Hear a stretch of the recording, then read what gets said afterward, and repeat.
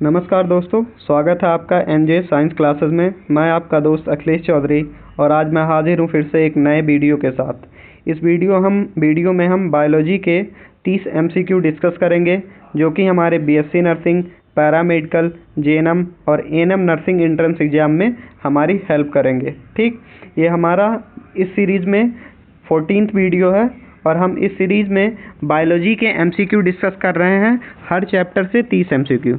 और हम 30 एमसीक्यू से ये कोशिश करते हैं कि हम पूरे चैप्टर का कॉन्सेप्ट को रिवाइज कर सकें और जो भी उसमें इम्पोर्टेंट टॉपिक्स दिए गए हैं उनका हम रिवीजन कर सकें। ठीक बच्चों, तो चलिए हम लोग आगे बढ़ते हैं। और आगे बढ़ने से पहले मैं आपको अपने एप्लीकेशन के बारे में बता देना चाहता हूँ जो एनजे क्लासेस जयपुर के नाम से हमारे प्ले स्टोर पर अवेलेबल है। इसमें आपको क्लास के PDF, model paper, test paper और बुक के पीडीएफ मिलेंगे। तो आप लोग इस एप्लीकेशन को प्ले स्टोर से डाउनलोड कर सकते हैं। यहाँ पे आपको पेड क्लासेस और golden test series, guarantee batch, Avatar batch batches बैचेस को भी आप परचेज कर सकते हैं हमारे एप्लीकेशन से बच्चों। ठीक, और गोल्डन टेस्ट सीरीज जैसा कि आप सभी को पता ही है, ये हमारे Uttar Pradesh JNM nursing entrance exam 2025 के लिए है। इसमें आपको 15 फुल टेस्ट पेपर करवाए जाएंगे जिसमें हमारा संपूर्ण सिलेबस पर आधारित होगा और प्रत्येक रविवार को हर संडे को एक नया टेस्ट अपलोड किया जाएगा जिसमें साइंस, इंग्लिश और जीके के क्वेश्चंस होंगे। और एक टेस्ट पेपर में 100 क्वेश्चन होंगे जिसमें 60 साइंस से, 20 इंग्लिश से और 20 जीके से होंगे। तो जो भी बच्चे Uttar Pradesh JNM nursing entrance exam की तैयारी कर रहे हैं वो इस टेस्ट सीरीज को ज्वाइन कर सकते हैं और अपने प्रिपरेशन को मजबूत बना सकते हैं बच्चों। ठीक, आगे बढ़ते हैं। और आगे बढ़ने से पहले आज का हमारा जो मोटिवेशनल कोट है, जरा रुको तो रिझाने में वक्त लगता है, जरा रुको तो रिझाने में वक्त लगता है, बुरे दिनों को भूलने में वक्त लगता है, कितना भी पकड़ो फिसलता ज़रूर है, या वक्त है साहब बदलता ज़रूर है।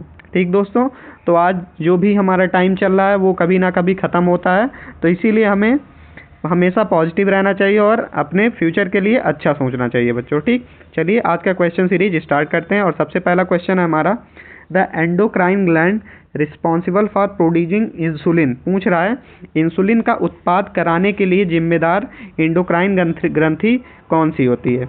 तो हमारा ऑप्शन क्या क्या है, हमारा पहला ऑप्शन है पिट्यूटरी ग्लैंड, दूसरा है पैनक्रियाज, तीसरा है थायराइड ग्लैंड, चौथा है एड्रीनल ग्लैंड।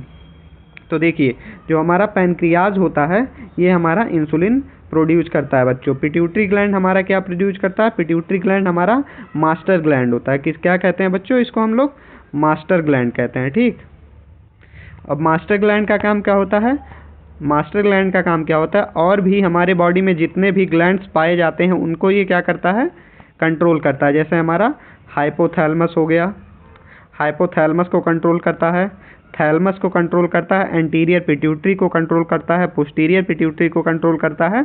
ये सब हमारी ग्रंथियाँ होती हैं जो कि हमारे बॉडी में पाई जाती हैं। तो पिट्यूटरी ग्लैंड को हम क्या कहते हैं, पिट्यूटरी ग्लैंड को हम मास्टर ग्लैंड कहते हैं। कौन सी ग्लैंड बच्चों, मास्टर ग्लैंड। ठीक, और इस क्वेश्चन का सही जवाब कौन सा है, पैनक्रियाज। नेक्स्ट क्वेश्चन देखते हैं। हमारा नेक्स्ट क्वेश्चन है, which hormone is secreted by thyroid gland. देखिए, पूछ रहा है जो हमारा थायराइड ग्रंथि होती है वो कौन सा हार्मोन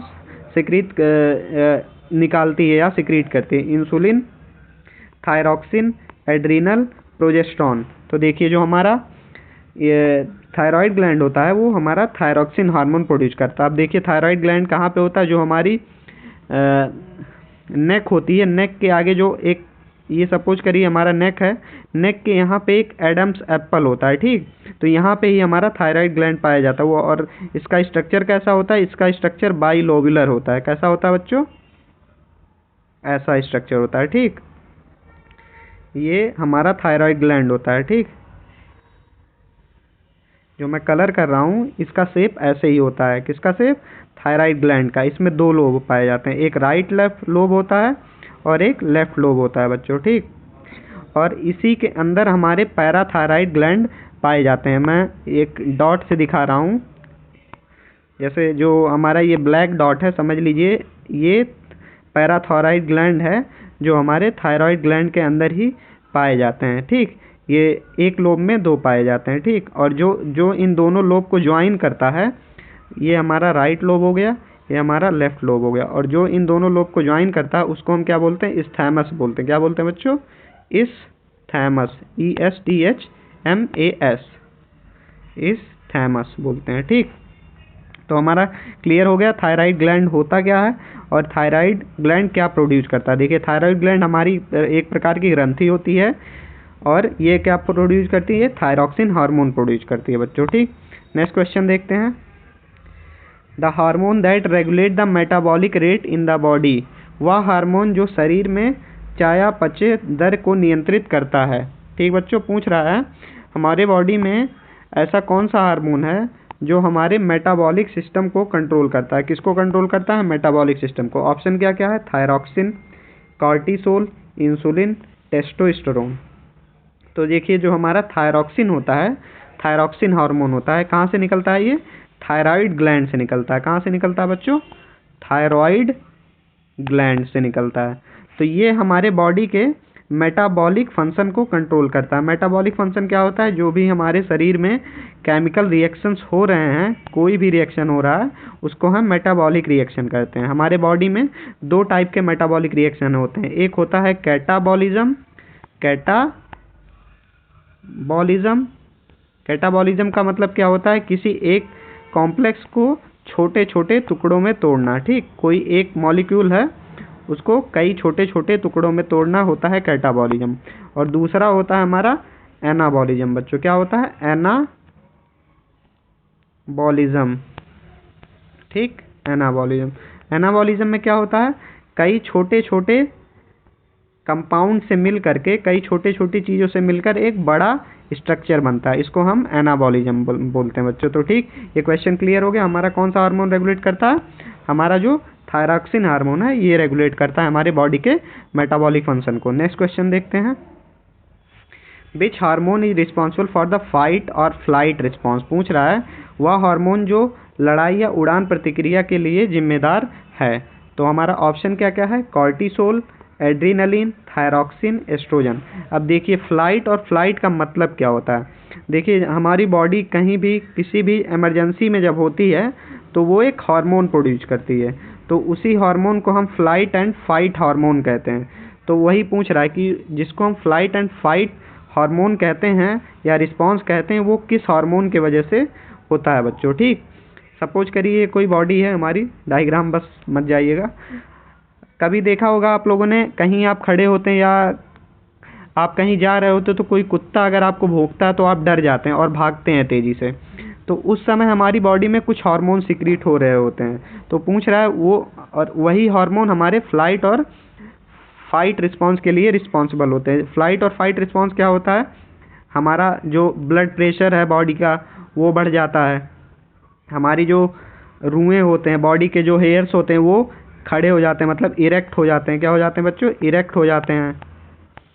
और तीसरा क्या होता है, तीसरा हमारे बॉडी का ग्लूकोज लेवल बढ़ जाता है। क्या बढ़ जाता है, ग्लूकोज लेवल बढ़ जाता है जब फ्लाइट एंड फाइट रिस्पॉन्स हमारे बॉडी में होता है। और चौथा क्या होता है, जो हमारी आँख की पुतलियाँ होती हैं वो उनका साइज बढ़ जाता है। पुतलियाँ आप लोगों ने देखा हो जो ब्लैक कलर की होती है आँख में, उसको हम प्यूपिल कहते हैं। नॉर्मल कंडीशन में वो छोटी रहती है, लेकिन जब फ्लाइट एंड फाइट होता है तो उसका साइज बढ़ जाता है बच्चों। ठीक, तो ये कुछ फ्लाइट एंड फाइट रिस्पॉन्स होते हैं हमारे बॉडी में, इमरजेंसी के समय जनरेट होते हैं। तो पूछ रहा है वो कौन सा हार्मोन है जो फ्लाइट एंड फ्लाइट रिस्पॉन्स के लिए रिस्पॉन्सिबल होता है। तो हमारा कौन सा हार्मोन हो जाएगा, ऑप्शन क्या क्या है, cortisol, adrenaline, thyroxine, oestrogen.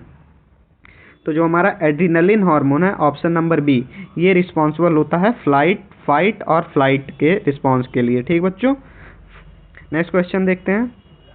The hormone secreted by the pituitary gland that stimulate the growth of the bone and muscle. Pituitary ग्रंथि द्वारा स्रावित वह हार्मोन जो हड्डियों और मांसपेशियों की वृद्धि को उत्तेजित करता है।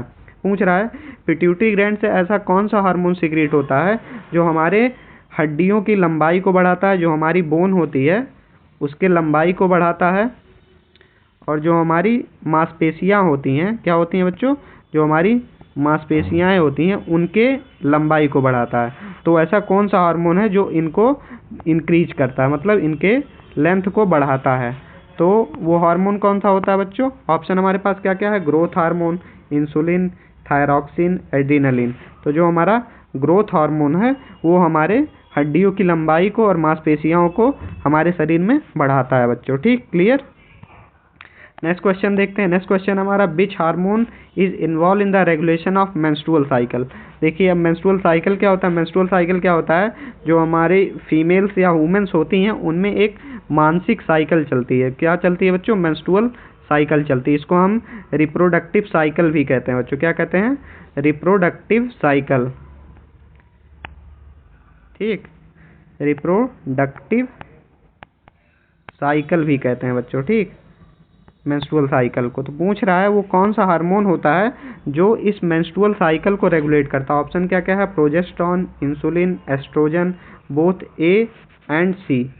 तो जो हमारा ऑप्शन नंबर डी है वो सही हो जाएगा, क्योंकि जो हमारा मेंस्ट्रुअल साइकिल होता है उसमें एस्ट्रोजन और प्रोजेस्टेरोन की दोनों की ज़रूरत होती है। अब मैं एक कॉन्सेप्ट आप लोग को समझाता हूँ कि हमारा मेंस्ट्रुअल साइकिल होता कैसा है। तो देखिए, जो हमारी फीमेल्स होती हैं उनमें मेंस्ट्रुअल साइकिल जनरली 28 दिन से लेकर के 35 दिन का होता है बच्चों। ठीक, कितने दिन का होता है? 35 दिन का होता है। तो हम अपने कन्वीनियंस के लिए हम एक साइकिल को लेते हैं जो कि 28 दिन का है। ठीक, अब मैं 28 दिन की साइकिल में आपको समझाता हूँ कि कैसे कैसे चेंजेस होते हैं। तो देखिए, हमारी साइकिल में कई, जो मेंस्ट्रुअल साइकिल होता है उसमें कई फेजेस होते हैं। तो जो पहला फेज होता है वो होता है हमारा मेंस्ट्रुअल फेज। कौन सा फेज? Menstrual phase. एमपी से मैं लिख रहा हूँ, मेंस्ट्रुअल फेज। और दूसरा फेज जो होता है हमारा वो होता है प्रोलिफरेटिव फेज। कौन सा फेज? Proliferative phase. और तीसरा जो होता है वो हमारा होता है सिक्रीटरी फेज। कौन सा फेज? Secretory phase. तो देखिए, जो मेंस्ट्रुअल फेज होता है वो 1 से लेकर के 5 दिन चलता है बच्चों। ठीक, 5 दिन चलता है। इसमें क्या होता है, जो हमारा यूट्रस होता है उसकी जो लाइनिंग होती है, एंडोमेट्रियम लाइनिंग जो होती है वो श्रेड होके बाहर निकलती है। किसके थ्रू? मेंस्ट्रुअल फ्लो के थ्रू। जो हमारा मेंस्ट्रुअल फ्लो होता है फीमेल्स में वो 1 से लेकर के 5वें दिन तक चलता है। इसमें जो हमारी एंडोमेट्रियम लाइनिंग होती है यूट्रस की वो ब्लड क्लॉट या डीक्लॉट होके मेंस्ट्रुअल फ्लो के थ्रू बॉडी से बाहर निकलती है।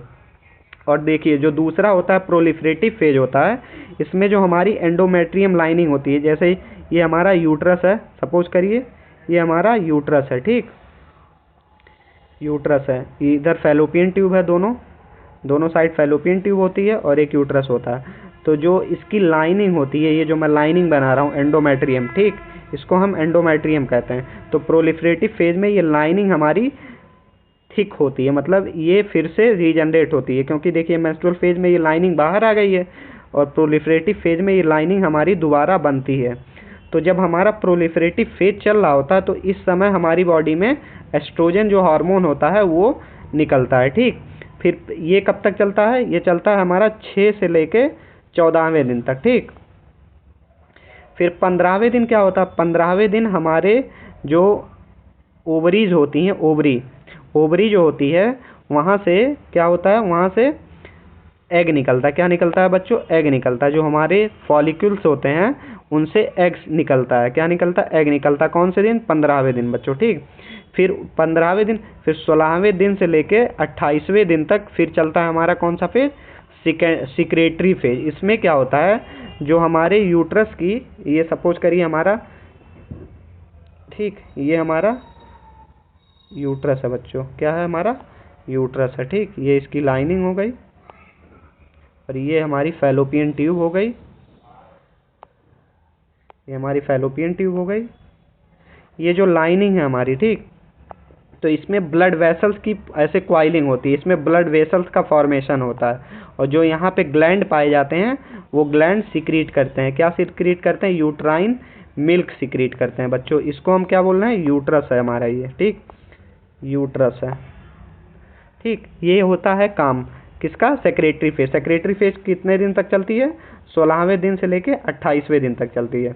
फिर इस फेज में हमारा प्रोजेस्टेरोन हार्मोन निकलता है बच्चों, कौन सा, प्रोजेस्टेरॉन हार्मोन निकलता है हमारे बॉडी से। समझ गए आप लोग, ठीक। तो ये हमारा पूरा मेंस्ट्रुअल साइकिल होता है।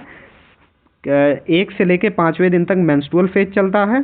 6 से लेके 14वें दिन तक हमारा चलता है प्रोलिफरेटिव फेज, और 15वें दिन हमारा ओव्यूलेशन होता है, और 16 से लेके 28वें दिन तक हमारा प्रोजेस्टेरॉन मतलब क्या, कौन सा फेज चलता है, प्रोलिफरेटिव फेज चलता है बच्चों, नहीं सेक्रेटरी फेज चलता है। ठीक, क्लियर हो गया, ठीक। तो इस तरह से हमारा पूरा एक मेंस्ट्रुअल साइकिल होता है। और इसमें कौन से हार्मोन्स रिस्पॉन्सिबल होते हैं, इसमें हमारा प्रोजेस्टेरॉन हार्मोन रिस्पॉन्सिबल होता है और एस्ट्रोजन हार्मोन। तो हमारा both A and C correct option हो जाएगा। ठीक बच्चों, अगर आप लोग थ्योरी क्लासेस में इंटरेस्टेड हैं तो आप लोग कमेंट करके ज़रूर बताइए।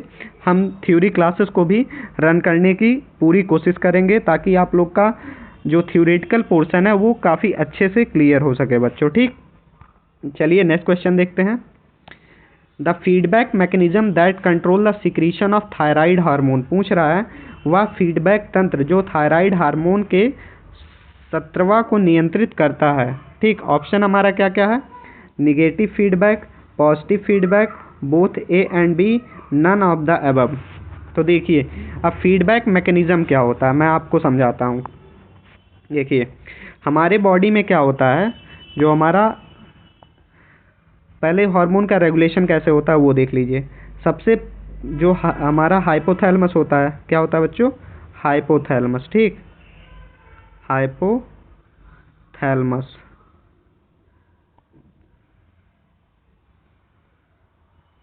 ये सिक्रीट करता है थायरॉक्सिन रिलीजिंग हार्मोन TRH। ठीक, अब TRH कहाँ पे वर्क करता है, TRH वर्क करता है हमारे एंटीरियर पिट्यूटरी पे। कहाँ वर्क करता है बच्चों, एंटीरियर पिट्यूटरी पे। ठीक, ये यहाँ पे वर्क किया। अब एंटीरियर पिट्यूटरी फिर रिलीज करती है TSH। क्या रिलीज करती है, TSH, थायराइड स्टिमुलेटिंग हार्मोन। क्या बच्चों, थायराइड स्टिमुलेटिंग हार्मोन। आप लोग फुल फॉर्म लिख लीजिएगा। और TRH का फुल फॉर्म क्या होता है, थायराइड रिलीजिंग हार्मोन। अब ये क्या करता है, थायराइड स्टिमुलेटिंग हार्मोन ब्लड के थ्रू हमारे थायराइड ग्लैंड पे काम करता है। कहाँ काम करता है बच्चों, थायराइड जो हमारी ग्लैंड होती है वहाँ वर्क करता है। अब थायराइड ग्लैंड से हमारे थायरॉक्सिन हार्मोन निकलते हैं। कौन सा hormone, thyroxine hormone. Thyroxine hormone क्या होता है हमारा, T3 एंड T4। ठीक, तो देखिए अभी हमारे ब्लड में है T3 एंड T4। तो जब हमारे ब्लड में T3 एंड T4 की मात्रा ज़्यादा होती है तो यहाँ से फिर एक फीडबैक जाता है हमारे हाइपोथैलेमस को। कौन सा फीडबैक जाता है, निगेटिव फीडबैक जाता है। ठीक, और जब ये मात्रा कम होती है तब यहाँ से कौन सा फीडबैक जाता है, पॉजिटिव फीडबैक जाता है। कौन सा मैकेनिज्म जाता है, पॉजिटिव फीडबैक।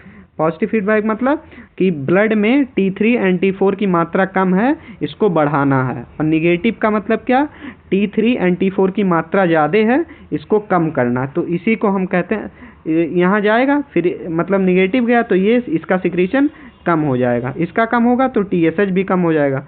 TSH कम होगा तो थायराइड को स्टिमुलेशन नहीं मिलेगा और T3 और T4 भी कम हो जाएगा बच्चों। ठीक, तो इस तरह निगेटिव और पॉजिटिव फीडबैक मैकेनिज्म हमारी बॉडी में काम करते हैं किसी भी हार्मोन को रेगुलेट करने के लिए। ठीक, तो यही पूछ रहा था, feedback mechanism that control the secretion of thyroid hormone. तो जो निगेटिव फीडबैक मैकेनिज्म और पॉजिटिव फीडबैक मैकेनिज्म है ये दोनों वर्क करता है। Option number A and B दोनों सही हो जाएगा। ठीक, ऑप्शन नंबर C हमारा सही होगा। ठीक, नेक्स्ट क्वेश्चन देखते हैं। विच gland is responsible for regulating the body salt and water balance, पूछ रहा है कौन सी ग्रंथि शरीर के नमक और पानी के संतुलन को नियंत्रित करने के लिए जिम्मेदार होती है। अब देखिए हमारे बॉडी में जो वाटर है और साल्ट है उसका कंट्रोल होता कहाँ से, उसका कंट्रोल हमारा जो किडनी होती हैं, दोनों किडनी, ठीक, वहाँ से होता है। क्योंकि हमारी किडनी क्या करती हैं, हमारे ब्लड से हमारी जो ये समझ करिए ये ब्लड सप्लाई है किसकी, किडनी की। जो दोनों मैं दिखा रहा हूँ ये दोनों किडनी की ब्लड सप्लाई हो गई। तो इसके थ्रू ही ब्लड यहाँ फिल्टर होता है और फिर इधर भी फिल्टर होता है और फिर यहाँ से क्या होता है, यूरिन बाहर निकल जाता है। ये दोनों से यूरिन बाहर निकल रहा है। ठीक, तो पूछ रहा है कि ऐसा कौन सा हार्मोन है जो इस वाटर को और साल्ट के बैलेंस को बनाए रखने में मदद करता है? तो देखिए, और ये देखिए, अब वाटर और साल्ट को जो हार्मोन बैलेंस बनाने में मदद करता है वो यहीं पे एक ग्लैंड पाई जाती है। जो हमारी किडनी होती है उसके अपर पोल पे एक ग्लैंड पाई जाती है जिसको हम क्या कहते हैं? एड्रीनल ग्लैंड कहते हैं बच्चों। ये जो मैं ग्रीन कलर से बना रहा हूँ ये ग्लैंड है। कौन सी ग्लैंड है? एड्रीनल ग्लैंड है। तो इसी ग्लैंड से एक हार्मोन निकलता है। कौन सा हार्मोन? Adrenaline hormone. देखिए यहाँ पे लिखा है एड्रीनलिन ग्लैंड। यही ग्लैंड से कंट्रोल करती है कि कितना पानी हमारे बॉडी में रुकेगा, कितना बाहर निकलेगा, कितना साल्ट हमारी बॉडी में रहेगा, कितना साल्ट बाहर निकालना है। ठीक, तो एड्रीनल ग्लैंड कंट्रोल कैसे करता है? तो एड्रीनल ग्लैंड एक हार्मोन सिक्रीट करता है, अल्डेस्ट्रॉन। ALDESTERON।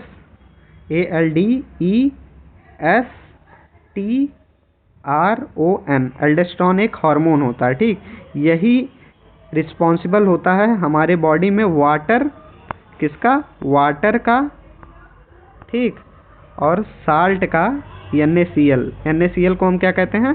साल्ट कहते हैं बच्चों।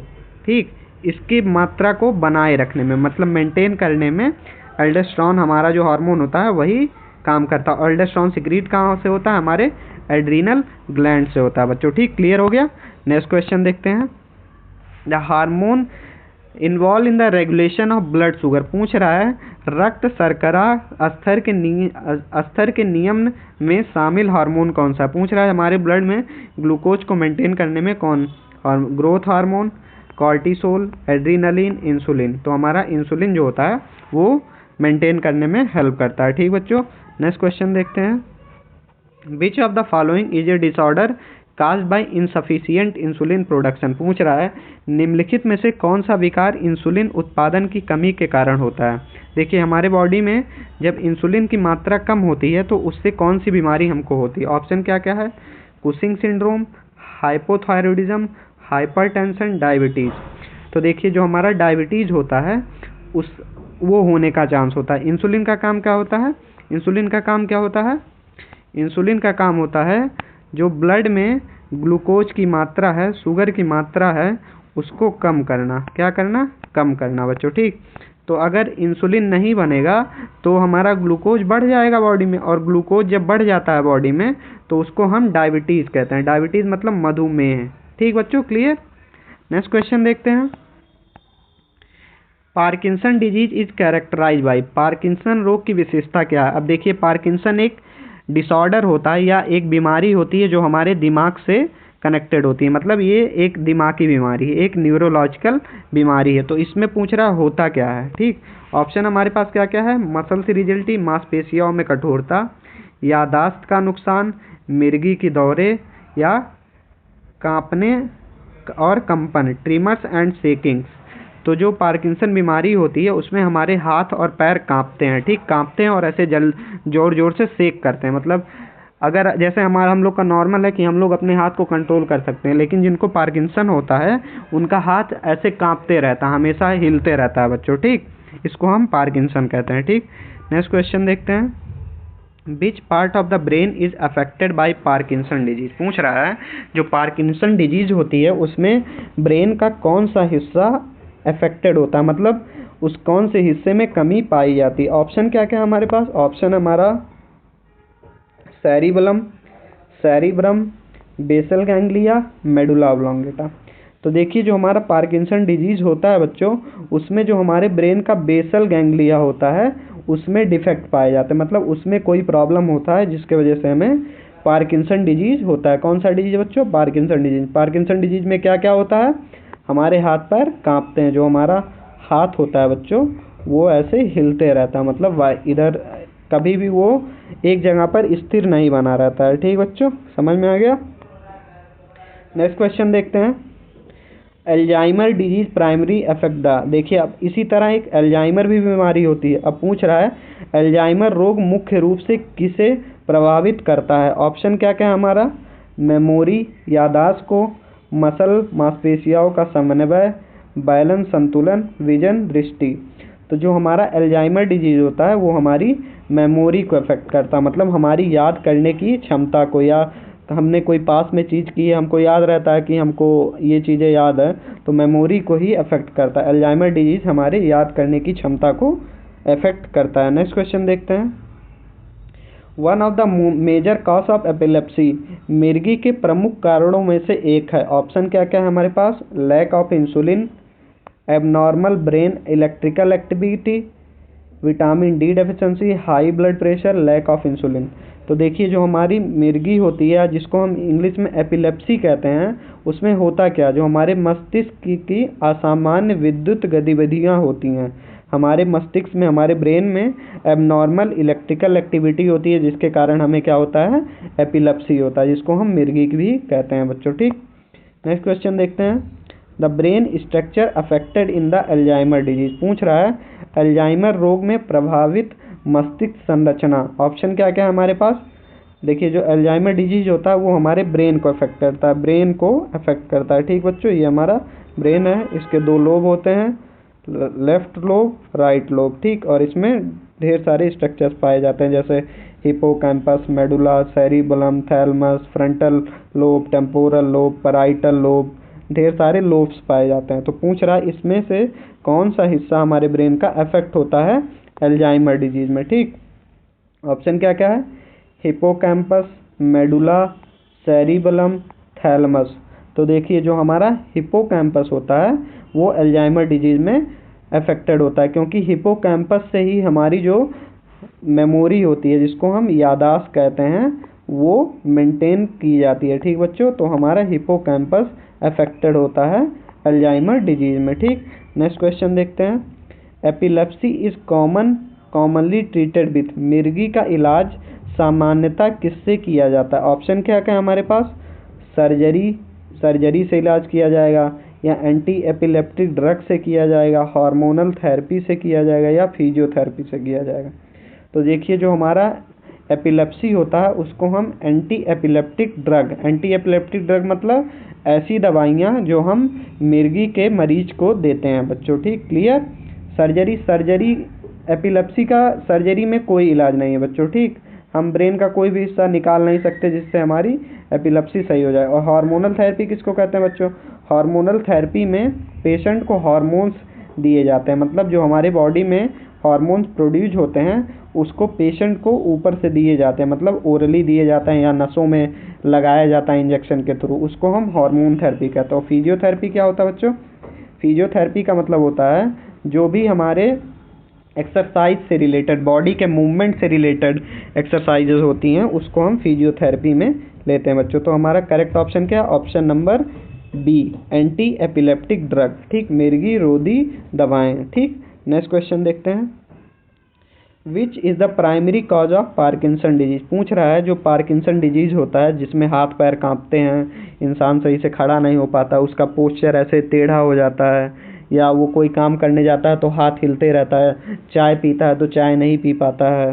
ठीक बच्चों, तो उसमें पूछ रहा है कि किस वजह से वो डिजीज होती है हमको। ऑप्शन क्या क्या है हमारा? Low dopamine level in the brain, vitamin B12 deficiency, high blood pressure, insulin resistance. तो देखिए मस्तिष्क में डोपामिन का स्तर कम होना, डोपामिन का स्तर जब कम होता है तो हमें पार्किंसन डिजीज या मिर्गी का रोग होता है बच्चों। ठीक, नेक्स्ट क्वेश्चन देखते हैं। Which of the following hormone involve in regulating metabolism, पूछ रहा है हमारे बॉडी के मेटाबॉलिज्म को रेगुलेट करने के लिए कौन कौन सा हार्मोन रिस्पॉन्सिबल होता है। ऑप्शन हमारे पास क्या क्या है? थायरॉक्सिन है, इंसुलिन है, कॉर्टिसोल है, या ऑल ऑफ द अबव। तो देखिए थायरॉक्सिन हार्मोन भी हमारे बॉडी के मेटाबॉलिज्म को रेगुलेट करता है। ठीक, और इंसुलिन हमारे बॉडी के ग्लूकोज लेवल को क्या करता है? मेंटेन करता है। और कॉर्टिसोल क्या है? जब हमारे बॉडी में स्ट्रेस होता है, मतलब हम कोई ज़्यादा सोचते हैं या हम ज़्यादा परेशान रहते हैं तो उस समय ये कॉर्टिसोल हार्मोन निकलता है, और ये भी हमारे मेटाबॉलिज्म को अफेक्ट करता है। अगर हम ज़्यादा स्ट्रेस लेंगे तो हमारा खाना सही से नहीं पचता, हमको भूख नहीं लगती है, ये सब होता है। तो वो क्यों होता है? क्योंकि ये हमारे मेटाबॉलिज्म को अफेक्ट कर रहा होता है। तो जो हमारा सही ऑप्शन है वो हमारा ऑल ऑफ द अबव हो जाएगा, ऑप्शन नंबर डी बच्चों। ठीक, नेक्स्ट क्वेश्चन देखते हैं। A condition where body become resistant to insulin is known as the, एक ऐसी स्थिति जहां शरीर इंसुलिन के प्रति प्रतिरोधी हो जाता है उसे उसे कहा जाता है, उसको क्या कहा जाता है? ऑप्शन क्या क्या है हमारा? Diabetes type 1, diabetes type 2, hypoglycaemia, hyperthyroidism. तो हमारा सही ऑप्शन क्या हो जाएगा? Diabetes type 2। देखिए डायबिटीज़ दो टाइप का होता है बच्चों, ठीक। जो हमारा डायबिटीज़ होता है, डायबिटीज़, ठीक, डायबिटीज़ हमारा दो टाइप का होता है, एक होता है टाइप 1 और एक होता है टाइप 2, ठीक बच्चों। तो देखिए जो टाइप 1 होता है उसमें इंसुलिन बनता ही नहीं है, ठीक ठीक, इंसुलिन बनता ही नहीं है, मतलब थोड़ा भी इंसुलिन हमारे बॉडी में नहीं पाया जाता। लेकिन टाइप 2 में क्या होगा? इंसुलिन की मात्रा बनेगी लेकिन कम बनेगी। एक तो ये हो सकता है कि इंसुलिन बन रहा है लेकिन कम बन रहा है, और दूसरा ये हो सकता है कि इंसुलिन बन रहा है, ठीक, इंसुलिन हमारे शरीर में बन रहा है लेकिन जो हमारे सेल्स हैं, बॉडी के जो सेल्स होते हैं, वो इंसुलिन से रेजिस्टेंस डेवलप कर लिए, मतलब ये जो इंसुलिन यहाँ बन रही है ये इस पर अपना काम नहीं कर पा रही है बच्चों, ठीक। और इंसुलिन का काम क्या होता है? इंसुलिन का काम ये होता है कि जो हमारे ब्लड में जो ग्लूकोज है, इंसुलिन का काम क्या होता है? ब्लड में जो ग्लूकोज है उसको इस सेल के अंदर पहुंचाना, इस ग्लूकोज को सेल के अंदर पहुंचाना, ठीक।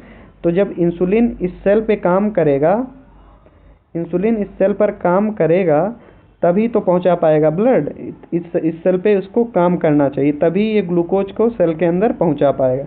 लेकिन इंसुलिन जब सेल इंसुलिन से रेजिस्टेंस डेवलप कर लेता है, मतलब ये इंसुलिन इस पे काम नहीं कर पा रहा, मतलब ये काम नहीं कर पा रहा, ठीक। तो ये ग्लूकोज सेल के अंदर नहीं जाएगा। और ये होता कब है? ये टाइप 2 डायबिटीज़ में होता है। कौन से डायबिटीज़ में?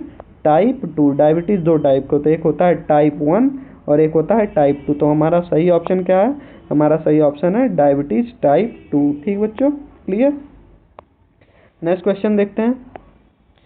The hormone that help in the flight और fight response and is produced by the adrenal gland. पूछ रहा है वो ऐसा कौन सा हार्मोन है जो फ्लाइट और फाइट रिस्पॉन्स, मैंने आगे पहले ही डिस्कस किया फाइट और फ्लाइट रिस्पॉन्स क्या होता है और एड्रीनल ग्लैंड कहाँ पाया जाता है।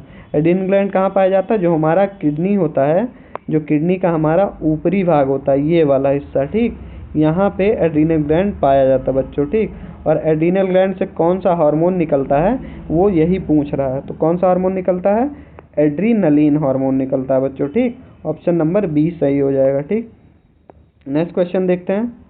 Which of the following is a symptom of Parkinson disease. पूछ रहा है पार्किंसन डिजीज का सिम्टम इनमें से कौन है? Memory loss, trimmers and shaking, increase sweating, weight loss. तो ट्रिमर्स एंड शेकिंग हमारा पार्किंसन डिजीज का क्या होता है? सिम्टम्स होता है, या ठीक। और एल्जाइमर डिजीज प्राइमरीली अफेक्ट, पूछ रहा है जो एल्जाइमर डिजीज होता है वो हमारे ब्रेन के किस हिस्से को अफेक्ट करता है? Brain cell responsible for memory, heart cells, skin cells, kidney cells. मस्तिष्क की कोशिका जो याददाश्त के लिए जिम्मेदार है। तो जो एल्जाइमर डिजीज है वो इसी को अफेक्ट करती है। ऑप्शन नंबर ए हमारा सही हो जाएगा, ठीक बच्चों। जो मस्तिष्क की कोशिकाएं जो याददाश्त के लिए जिम्मेदार होती हैं, एल्जाइमर डिजीज उसी को अफेक्ट करता है, ठीक। ऑप्शन नंबर ए करेक्ट हो जाएगा। नेक्स्ट देखते हैं। एपिलेप्सी इज कॉज्ड बाय, पूछ रहा है जो हमारी मिर्गी होती है वो किसके वजह से होती है? ऑप्शन क्या क्या है? Abnormal electrical activities in the brain, low blood sugar, poor blood circulation, hormonal imbalance, ठीक। तो मस्तिष्क में असामान्य विद्युत गतिविधियों की वजह से हमें एपिलेप्सी होती है। नेक्स्ट क्वेश्चन देखते हैं। The neurotransmitter deficit in the Parkinson disease. पूछ रहा है देखिए पार्किंसन डिजीज कब होता है? पार्किंसन डिजीज तब होता है जब हमारे ब्रेन में एक न्यूरोट्रांसमीटर मतलब एक केमिकल होता है जिसकी मात्रा कम हो जाती है। तो वो पूछ रहा है वो केमिकल कौन सा है जिसके वजह से हमें पार्किंसन डिजीज हो रही है? ऑप्शन क्या क्या है? डोपामिन, सेरोटोनिन, ग्लूटामेट, गाबा। तो देखिए डोपामिन हार्मोन की कमी की वजह से हमें पार्किंसन डिजीज होता है, ठीक। नेक्स्ट क्वेश्चन देखते हैं। Which part of the brain is primary involve in regulating memory and emotion. पूछ रहा है मस्तिष्क का कौन सा भाग मुख्य रूप से याददाश्त और भावनाओं को नियंत्रित करता है? ऑप्शन क्या क्या है? Hippocampus, medulla oblongata, cerebellum, thalamus. तो जो हमारा हिपोकैम्पस होता है वो मेमोरी को हमारे क्या करता है? नियंत्रित करता है बच्चों। ठीक, क्लियर। नेक्स्ट क्वेश्चन देखते हैं। The hormone responsible for increasing blood calcium level. पूछ रहा है हमारे ब्लड में, कहाँ? हमारे ब्लड में कैल्शियम के लेवल को, जो कैल्शियम का लेवल है उसको बढ़ाने में कौन मदद करता है? ऑप्शन का क्या क्या हमारे पास? Parathyroid hormone, calcitonin, insulin, cortisol. तो जो हमारा कैल्सीटोनिन होता है ये हमारे ब्लड में क्या करता है? कैल्शियम के लेवल को इंक्रीज करता है। क्या करता है बच्चों? इंक्रीज करता है। ठीक, कौन सा hormone? Calcitonin hormone. Option number B सही हो जाएगा। ठीक, नेक्स्ट क्वेश्चन देखते हैं। The feedback mechanism that help maintain the stability of hormone level in the body. वह फीडबैक तंत्र जो शरीर में हार्मोन के स्तर की स्थिरता बनाए रखने में मदद करता है। ऑप्शन क्या क्या है? Positive feedback, negative feedback, both A and B, none of the above. तो हमारा बोथ ए एंड बी सही हो जाएगा। देखिए पॉजिटिव फीडबैक कब जाता है? जब हार्मोन हमारे शरीर में ज़्यादा होता है। क्या होता है? ज़्यादा होता है। और निगेटिव फीडबैक कब जाता है? जब हमारे शरीर में हार्मोन कम होता है बच्चों। ठीक, तो हमारा ऑप्शन दोनों ए और बी दोनों सही हो जाएगा। ऑप्शन नंबर सी हमारा करेक्ट होगा। नेक्स्ट क्वेश्चन देखते हैं। The disorder in which is a progressive decline in memory and intellectual function. वह विकार जिससे याददाश्त और बौद्धिक क्रियाओं में प्रगति में गिरावट आ जाता। पूछ रहा है ऐसी कौन सी बीमारी है जिसमें हमारे मेमोरी और हमारी सोचने की क्षमता धीरे धीरे कम होने लगती है? ऑप्शन क्या क्या है? Alzheimer disease, epilepsy, Parkinson, multiple sclerosis. तो ऑप्शन क्या हमारा? ए, अल्जाइमर डिजीज होता है वो। ठीक, देखते हैं अगला question. A common treatment for epilepsy. अभी ये क्वेश्चन शायद रिपीट हो गया है। एपिलेप्सी में पूछ रहा है इसका ट्रीटमेंट क्या होता है? ऑप्शन आप लोग को शायद पता होगा, एंटीलेप्टिक ड्रग होता है। इसमें हम नेक्स्ट क्वेश्चन मतलब एक अलग क्वेश्चन आप लोग को बता रहे हैं। आप लोग बताइए हमारे शरीर में और कितने टाइप्स के ग्लैंड पाए जाते हैं? ठीक, कितने टाइप के ग्लैंड पाए जाते हैं? तो हमारे शरीर में दो टाइप के ग्लैंड पाए जाते हैं। एक हमारा क्या पाया जाता है? एक्सोक्राइन। क्या पाया जाता है? एक्सोक्राइन। एक्सोक्राइन ग्लैंड वो होते हैं जिनमें डक्ट पाई जाती है। क्या पाई जाती है बच्चों? डक्ट पाई जाती है, एक नली पाई जाती है, एक्सोक्राइन। और दूसरा हमारा क्या होता है? एंडोक्राइन बच्चों। एंडोक्राइन वो ग्लैंड होते हैं, ग्लैंड मतलब ग्रंथि, जिसमें डक्ट नहीं पाया जाता है। ठीक बच्चों, क्या नहीं पाया जाता है? डक्ट नहीं पाया जाता है। ठीक, क्लियर हो गया। ये क्वेश्चन रिपीट हो गया, उसके लिए माफ़ी चाहता हूँ। नेक्स्ट क्वेश्चन देखते हैं।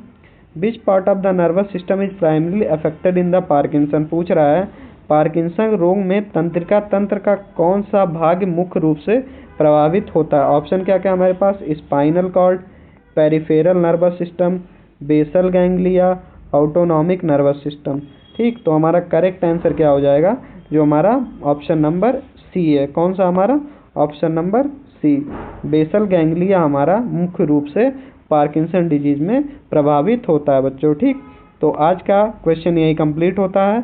ठीक बच्चों, और आप सभी का हमारे साथ जुड़ने के लिए बहुत बहुत धन्यवाद। आप लोग इसी तरह अब खूब मेहनत करते रहिए और अपनी प्रिपरेशन को आगे बढ़ाइए। और जल्द ही हमारा JNM nursing entrance exam Uttar Pradesh में होगा। इसकी ऑफिशियल डेट आने ही वाली है। और जो भी बच्चे उत्तर प्रदेश से हैं वो यूपी जेएनएम नर्सिंग का फॉर्म ज़रूर भरें और गवर्नमेंट कॉलेज लेने का प्रयास करें बच्चों। ठीक, अगर आप हमारे साथ जुड़े रहते हैं तो हमारी पूरी कोशिश रहेगी कि आपको गवर्नमेंट कॉलेज मिल जाए बच्चों। ठीक, अगर आपको कोई भी नॉलेज चाहिए या कोई भी इन्फॉर्मेशन चाहिए Uttar Pradesh JNM nursing entrance exam के लिए या Uttar Pradesh BSc nursing entrance exam के लिए, तो आप कमेंट कर पूछ सकते हैं बच्चों। ठीक, तो आप सभी का हमारे साथ जुड़े रहने के लिए थैंक यू। चैनल को सब्सक्राइब करिए और वीडियो को उन बच्चों के साथ शेयर करिए जो बच्चे नर्सिंग एंट्रेंस एग्ज़ाम की तैयारी कर रहे हैं। और चैनल को सब्सक्राइब जरूर करिएगा बच्चों और बेल आइकन को प्रेस कर दीजिए। तो ठीक है, टेक केयर, जय हिंद, जय भारत, बाय।